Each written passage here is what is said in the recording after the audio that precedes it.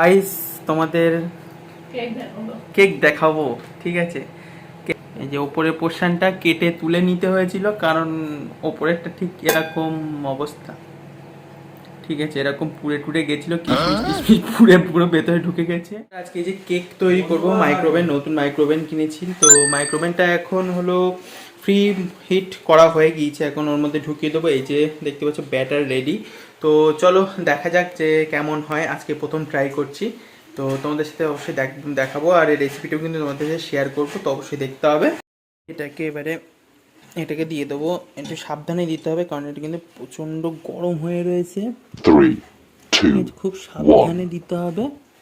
দিয়ে দেখি দরজাটা দিয়ে দিই। যে এখানে আছে কনভেকশনটা অন করে এটাকে 180 ডিগ্রিতে 30 মিনিটের জন্য বেক করতে দেবো। এই যে বেক স্টার্ট হয়ে গেছে, বেক হোক, তারপরে দেখতে হবে কেমন। গাইস তোমাদের কেক দেখাবো, ঠিক আছে। কেক তৈরি করতে দিয়েছিলাম, ঠিক আছে। ফার্স্টেরটা এখনো হচ্ছে, সেকেন্ডেরটা আরটা যেটা তৈরি করতে দিয়েছিলাম বড় করে, ঠিক আছে, সেটার ওপরের পোর্শনটা আগে তোমাদের দেখাই। এই যে ওপরের পোর্শনটা কেটে তুলে নিতে হয়েছিল, কারণ ওপরেরটা ঠিক এরকম অবস্থা, ঠিক আছে। এরকম পুড়ে টুড়ে গেছিলো, কিশমিশ টিশমিশ পুড়ে পুরো ভেতরে ঢুকে গেছে। যাই হোক, খেতে এমনি ভালো, ঠিক আছে। আর এই যে তারপরে আবার ওটাকে বেক করেছি, বেক করার পরে কেটে ভেতরে কাঁচা ছিল, বেক করার পরে ঠিক এরম দেখতে হয়েছে, ঠিক এরম জ্বালামুখীর মতো দেখতে হয়েছে, ঠিক আছে। কিশমিশগুলোর মধ্যে, আর আমি আজকে খেয়ে নিচ্ছি।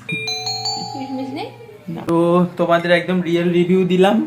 ফার্স্টবার মাইক্রোওভেনে ট্রাই করতে গেছি, কেক এত সুন্দর হয়েছে আমি ভাবতে পারিনি।